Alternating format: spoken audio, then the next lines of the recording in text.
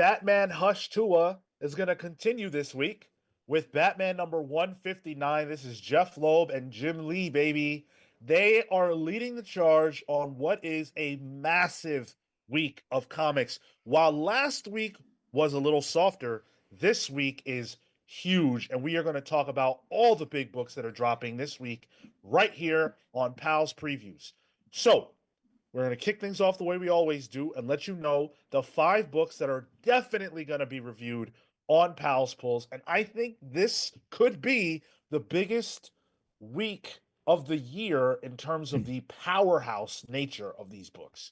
How many of these is it? Sorry? 5. Count them. 5. There you go. We've got Batman number 159, Absolute Wonder Woman number 7, Absolute Martian Manhunter number 2, The Amazing Spider-Man number 2, and One World Under Doom number 3. Anybody want to call their shot out the gate? Martian Manhunter number 2. Yep. I'm calling that shot like Babe Ruth. Oh, all the way to the stands. Yeah, I'm there with you. And it's tough because Absolute Wonder Woman number 7 is going to continue that second part of the story. So, like, potential there. Amazing Spider-Man, fun. Yeah, listen, I'm all about Absolute Wonder Woman before Martian Manhunter. Favorite title, no question. Martian Manhunter, though. I know. Like, listen, Wonder Woman, we've been there, we've done that. I love Kelly Thompson. I'm here for this new shit now. Yeah. Damn. I think it's gonna be the same. Martian Manhunter. So I think mine's gonna be Batman 159, Hush 2. Just kidding. It's Martian Manhunter. It's Martian Manhunter. I feel like it's one of the quickest turnaround between an issue 1 and 2, or time is a flat circle or a weird soup. Feels quick, yeah. But I'm so excited for this. That is such a dumb cover too. The whole road trip looking cover, and I like how they're continuing the I-beam of the Martian forming into the logo on these covers. I'm ready. I'm ready for this. And I saw a little bit of a preview getting ready for this recording. They're introducing some interesting Martian lore coming up. Hell yeah. So it's actually been a month. It's been exactly a month. What the fuck? But I agree with you. It does feel quicker. Now I thought I was locked in on Martian Manhunter, but then Marco brought up Absolute Wonder Woman, and Matea De Luis is on art still, and I think that could sway me. I'm not willing to say that here. I'm gonna stick with Absolute Martian Manhunter, but I could see a world where Wonder Woman beats it out this week.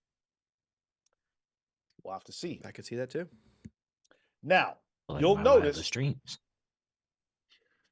You will notice that there are no indie books on this docket, which is for shame, but that's where you guys come in, because the poll is all indie.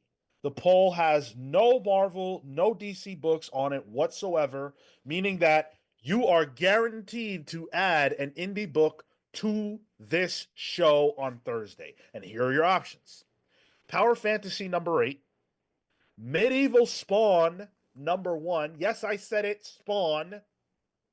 Bug Wars number 3, and the current winner, Captain Planet number 1. Y'all Spawn heads gotta come out. Where y'all at? Show up. Man, we got the indie week, and the indie book winning is one based on a cartoon show from the It's true though. Like, whatever you think about Spawn, right? All 3 of those other books are original IP. You know, generated within the comic space. Captain Planet is not. I get that there's enthusiasm. I'm not criticizing anybody who wants to vote for it, but there's some great options on the poll. That's what I'll say. So, get your vote on.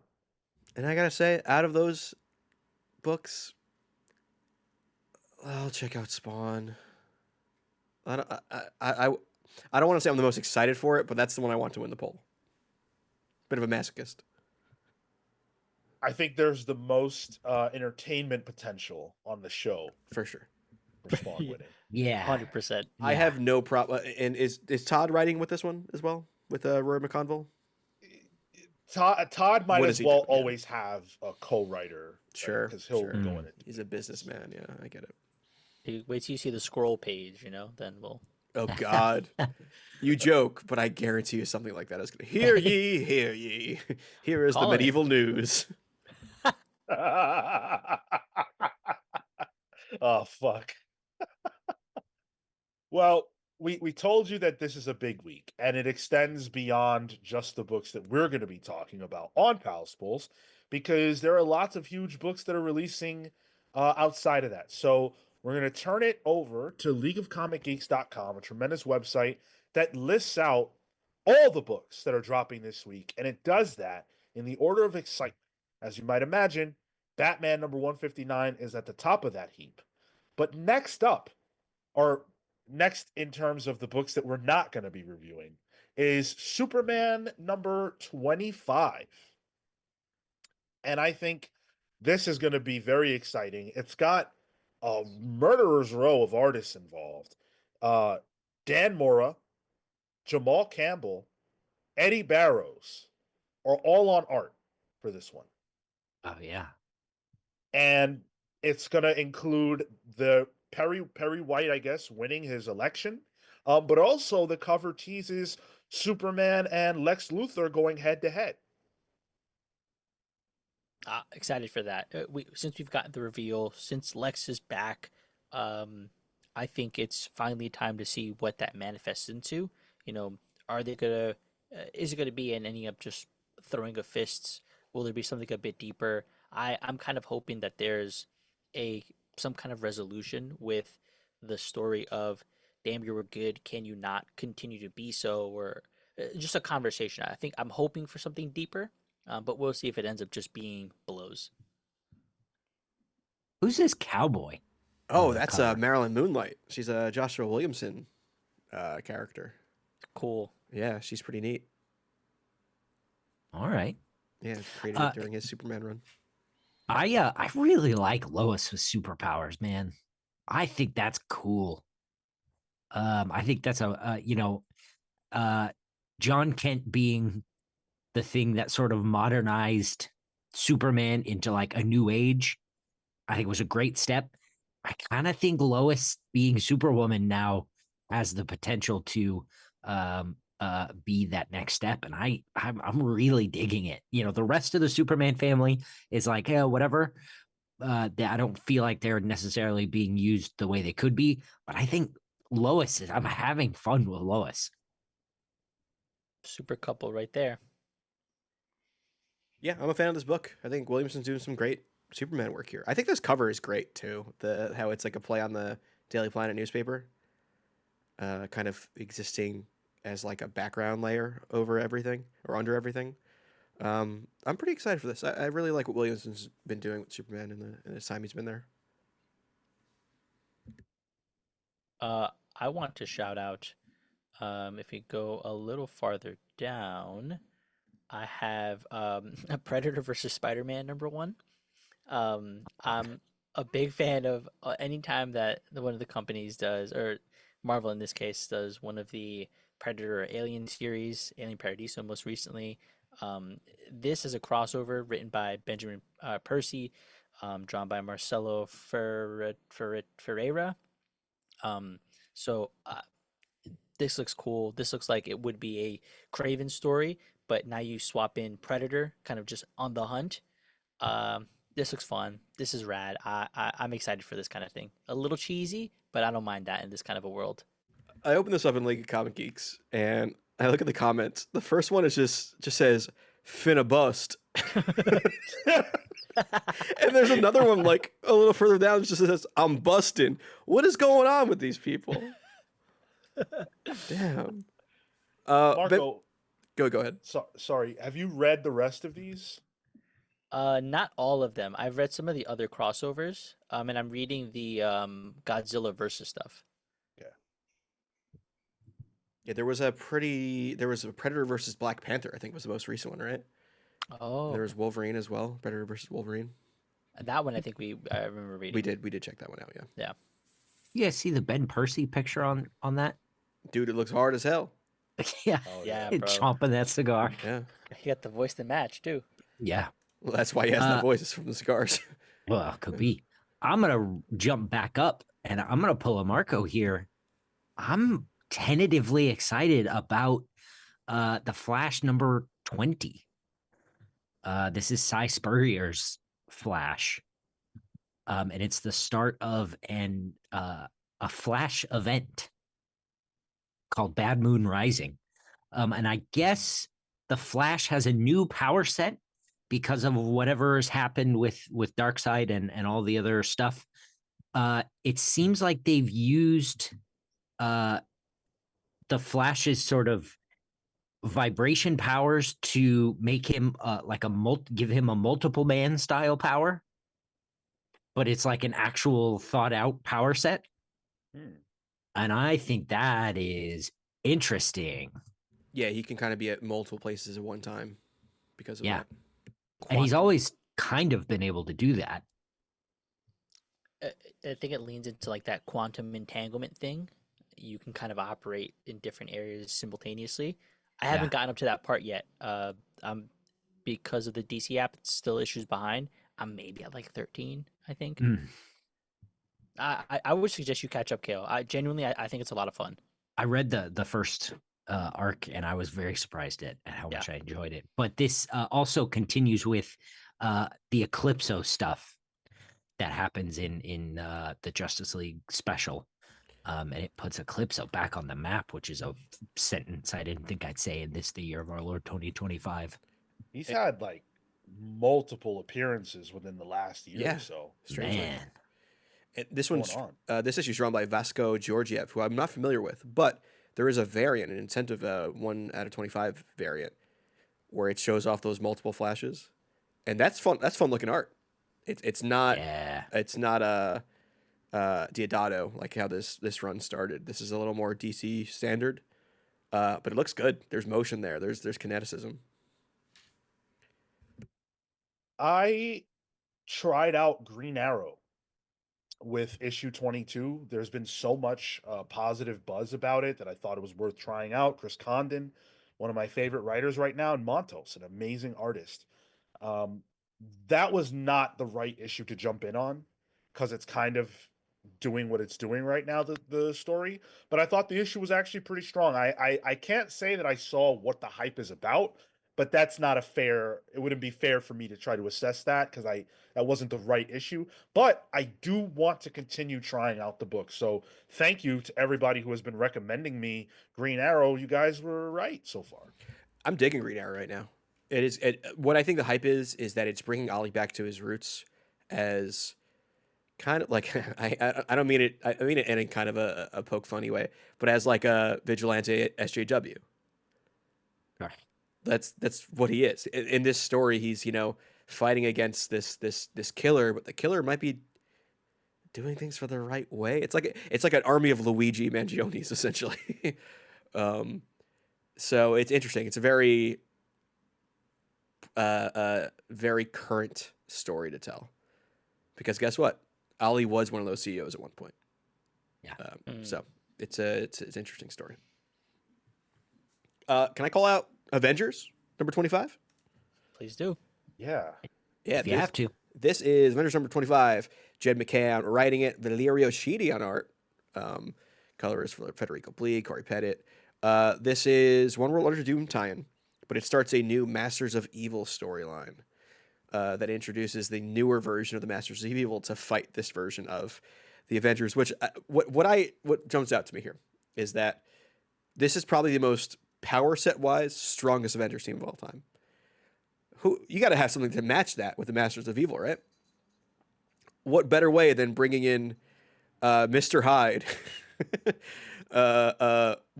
Who is this? This is friggin' Madcap. I think Mad Thinker also, and Exterminatrix, which actually that's the reason why I'm reading the book. But I'm curious to see what Jed McKay does here.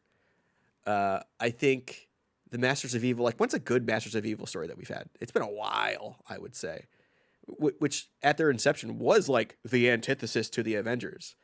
but it's kind of been a joke. I mean, that looks like to continue. That joke is happening in this too, but I don't know. It's shitty art. That alone, I'm in.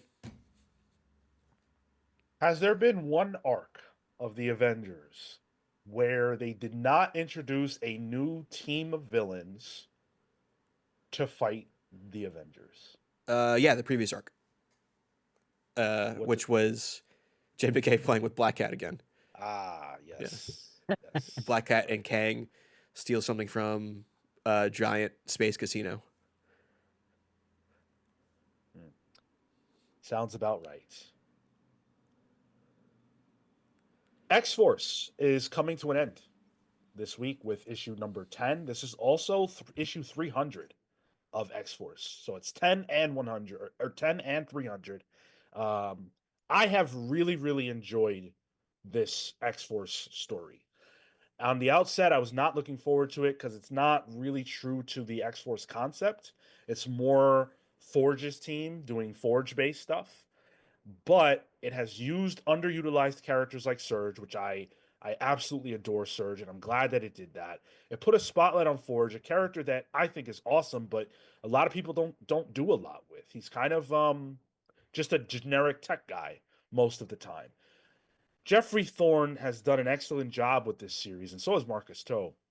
It's unfortunate that people didn't read it, but I'm looking forward to this issue to see how they're going to pay off the concept here, but then also continue these characters into the future. Like, is there going to be the seeds of a plan for the future of Jeffrey Thorne in the X-Men line?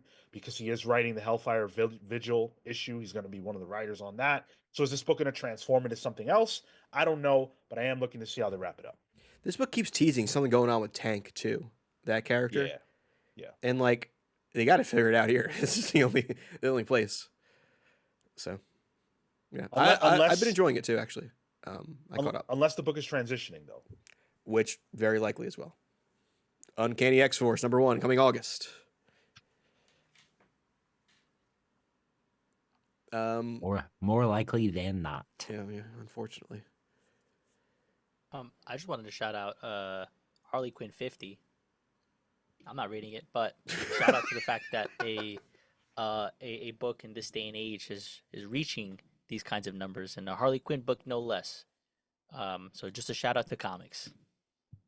Of the non-Trinity characters, Harley Quinn is exactly the one that I would think would get to this number.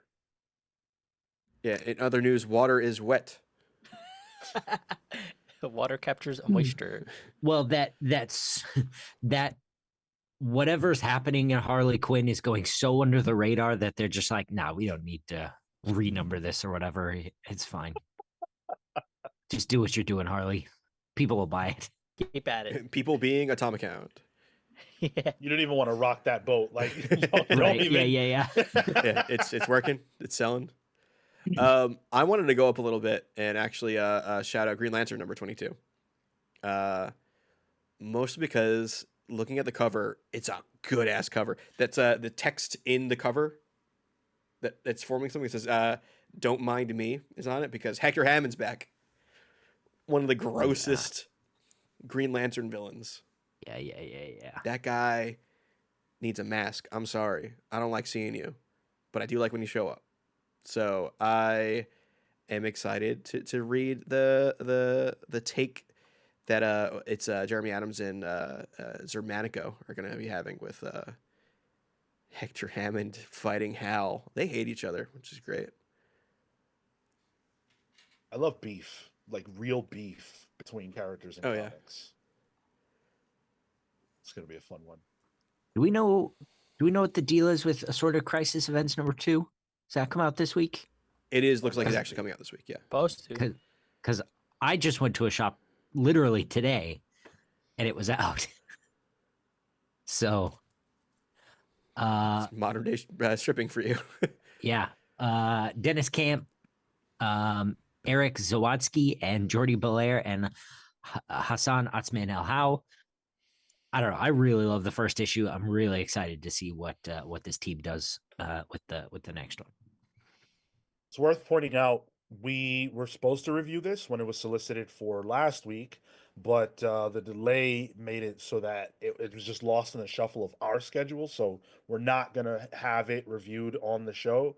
But I think it's pretty safe to say we will all independently read it. So Yeah. Yeah. I wanted to call out another book that we kind of talked about last week, sort of. Youngblood Deluxe #1. Guys, don't Oh, worry. yeah. Don't worry.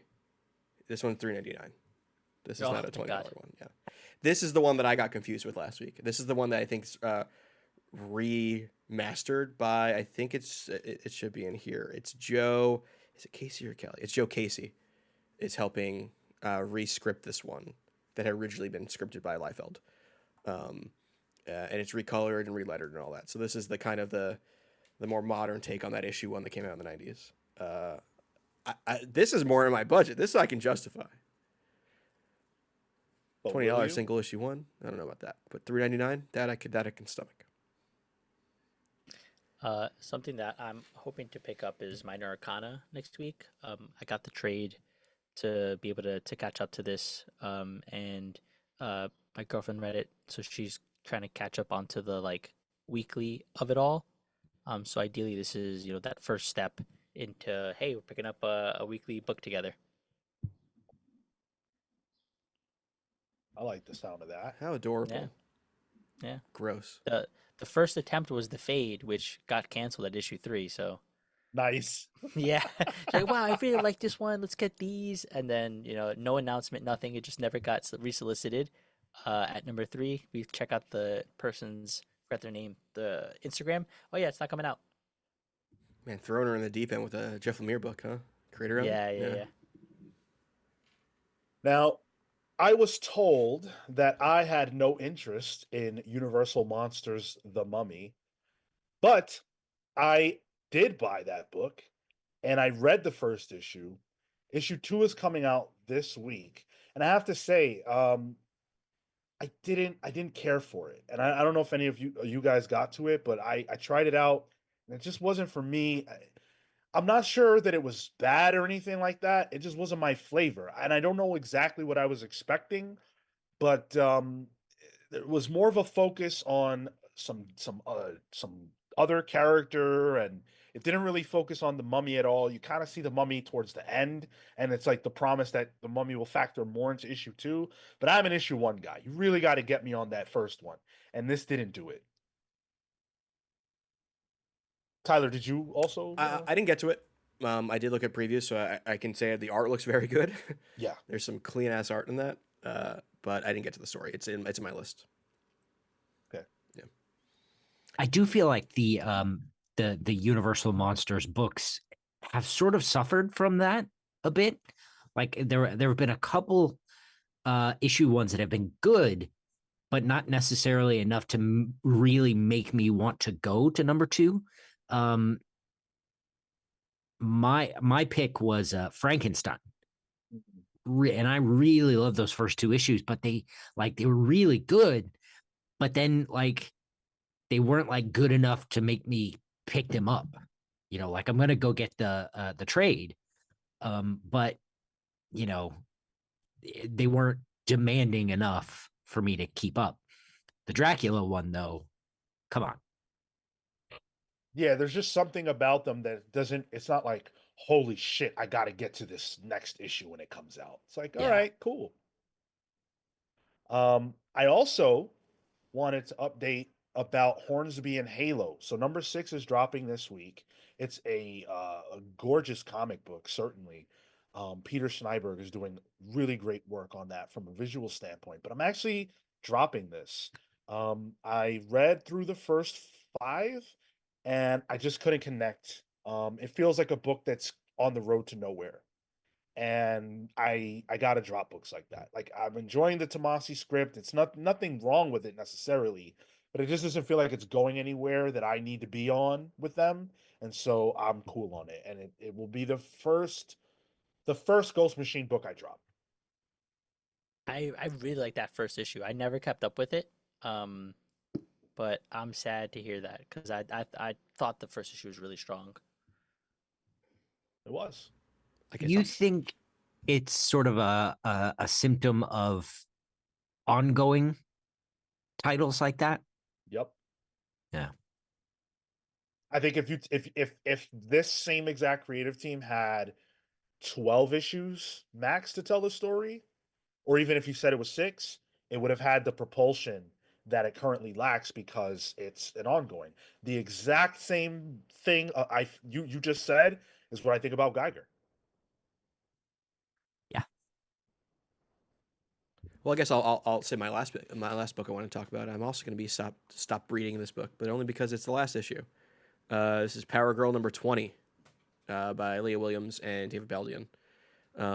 This one's about there's another Karen Starr out there, and Power Girl does not like that there's a Karen out there that's not her.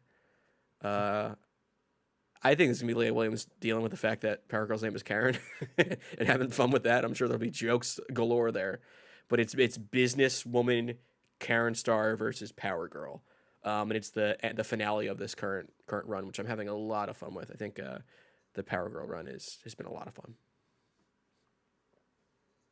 You know, Leah Williams is a great Instagram follow. And I was recently looking at one of her posts and thinking, damn, where's her work? Like I haven't read anything from her in a while. And you just reminded me that she's on Power Girl. I completely forgot. She's on Power Girl, and she's gonna be doing Gotham City Sirens again this summer. Where I guess all the Catwoman, Poison Ivy, and Harley Quinn are going on hiatus for a month, and then I guess she's doing 5 issues for the month of Gotham City Sirens. Pretty cool. Yeah. I like the last Gotham City Sirens book. Yeah, also by her. Yep. I've got one more in me, and this one's a positive one. Out of Alcatraz, number 1 is one of the best new series on the stands. That issue number 1 was dynamite, and I cannot wait for number 2. It is criminally down on this list. I don't know that anybody's really reading it, but Christopher Cantwell, Tyler Crook, like, you can't name that many creators better than them at what they do. This book is stellar. Like, buy this comic. I can't put my stamp on it enough. The first issue was phenomenal. It's these guys escape from Alcatraz, thus the name. But that's not the point of it. You don't even see their journey out of Alcatraz. The story is what happens after they get out. How do these prisoners acclimate to life on the outside again? Do they even care about living by the rules? Are they capable of that? Spoiler alert, fuck no. And that's all the reason in the world to check this out. Oni Press, right? Yeah, this is an Oni Press book. Yep. Nice. Wow. Any other books you guys want to call out? Are we ready to jump into some flashlights, as Tyler put it before this show started? Flashlight. Marco, go for it. Cool. I recently went to my an uncle's house, and he showed me all of his old comics. I posted some of them in the Discord for anybody who is interested in seeing those. But alongside that, he also showed me a old, and he had a whole bunch of these, but he gave me one of these old Pizza Hut menus, like the That's placemats and rad, stuff. dude. Back when they were selling, when X-Men was hugely popular, because he was picking up comics back then, and all the little games and whatnot. You got your crossword puzzle, your color it in, and all of your key X-Men from the '90s and stuff. So Who's the cover art? There's like a little signature this is box down there. Madureira and Hannah. Oh, Joe Mad. Oh, Okay. Yeah, Joe Mad and Hannah on inks, I guess. Yo, Or maybe how much colors. money do you need for me to buy that from you? Bro, he had like 7 of them. Oh my god, that is He's like, so "Just take one." cool. What's his address and when is he not home? I could ask him for another couple. He just has them, and they're just like sitting in the basement. My big backed ass wants to frame that Pizza Hut menu. That's what I'm Hell gonna yeah. do. I'm gonna frame it. Yeah, I'm gonna No, frame no. this. Oh, This looks man. cool. Wild. Pizza Hut menu. Can you imagine? Yeah, I can. I used to love Pizza Hut back when they had the 93, dude. That's where you go to 93. Pizza Hut and sit down at the buffet. Yes. Yeah. Yeah. Yep. Dude, and they had I don't know which one you were going to, but the one that I used to go to had the arcade machines as well. Mine had like a claw machine in the front. That's about it. Oh Dude, They I had- always almost buy the Temu knockoff Pizza Hut chandelier thing, like the light fixture. I want one of those so damn bad. my the comic shop here, Worlds Apart, has a Spider-Man window cling from 1994, and it's from when Ben Reilly was the sensational Spider-Man. It's hanging on the door. That's cool. Wild.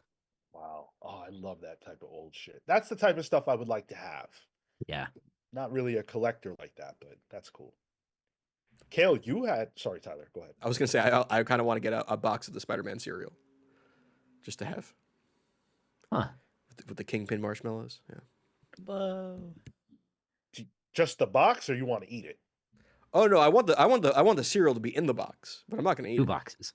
No, I'm not gonna eat it. That's right. Yeah. Don't eat it. Two Can't boxes. eat it. You I'm can't gonna eat it. eat it. Isn't that old as shit though? You can give eat listen. You anything, give me Sean. a box of cereal. I'm gonna eat it. Bendy as fuck. I Oh. love cereal. Imagine Stale the cereal. imagine the texture of those Listen. marshmallows. Yeah. Oh, it just Not gonna be able to evaporates. chew them. Ugh. What's the best cereal? What's the best cereal Captain Crunch berries. for me? Peanut butter crunch.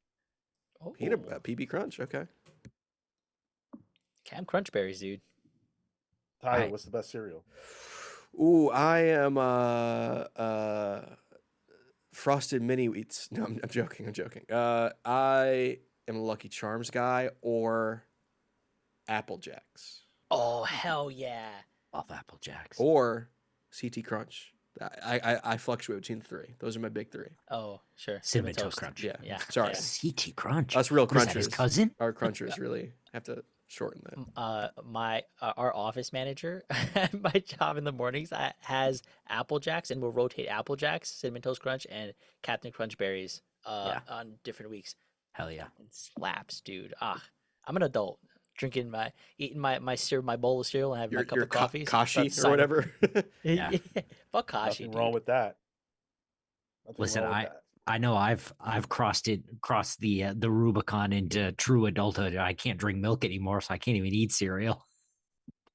Lactate only, bro. I actually have a box of Honey Nut Cheerios right by my computer desk that I just like eat like dog food, like kibble. That's like Well, $8, dude. Yeah, but we know what you eat, so you need that. Yeah, I'm just like it's like that's my breakfast. I have a coffee and I just like just Have some handfuls, no raisins. bowl. Have some fruit. What is that? Eat some fruit, dude. Go get some blueberries. No, I can't eat fruit. I have my mouth is riddled in canker sores. We're learning a lot today. I have scurvy, Marco.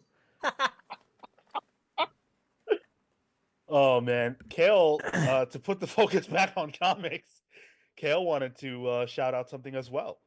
So I letter comics for Titan, and I letter manga for Titan, and my book, somebody else's book that I lettered is Kamen Rider Kuga Volume 9. Yeah, it's a great book. Go buy it. Go do it. Look, if you're a fan of this show, what Cale just presented to you is work that is published by one of the Comics Pals. I'm not interested in diminishing that. That's a huge accomplishment. Cale's doing great stuff, and I think everybody should go out and support it. I don't even know what volume, what number it was. I bought the last one you talked about. I'm going to buy this one too. Everybody get out there and buy that. And I not only still that, Last week. I Yeah. still have Adam the Beginning, Volume 3, lettered Oh. by Dr. Hot Dog and Caleb Ward. Yeah, don't dox her like that. My bad. what's wild too is like it's on your favorite character. Yeah. Like Yeah, Kamen Rider that's rad. it's easily my favorite IP. And my thing is like I'm holding on to this for dear life. I've had the opportunity to sort of like branch out a little bit. They once offered me like a really big project or Kamen Rider, and I went, I gotta go with Kamen Rider. It's it, man. Like if I don't get to do anything else, I got to do Kamen Rider. Like this stuff is so precious. If I don't get another IP that I love, listen, I got Kamen Rider. And what you just heard right there is what every single comics writer, artist, letterer, fucking inker says about whatever character it is. Hey, at least I got to do Spider-Man. Isn't that what Yep. Zoe Thorogood said when they Yep. paid her Yep. $20 or Yep. whatever? Yep. And that's what, and unfortunately, that's what these comic companies bank on. But that's, this isn't the show for that. It is the show to spotlight and talk about comics, and I'm glad we did that today. Go buy Cale's Kamen Rider Kuga that's dropping this Wednesday. Wednesday. Make sure you get that from your comic shop, and let us know about the comics that we talked about today that you're excited about. Maybe we missed something that you're excited about. Leave it in the comments below. We always love to hear from you guys. Every single Monday, the show drops at 1 p.m. You can set your watch to it. So make sure you come back next week for that. Take care. See you next week.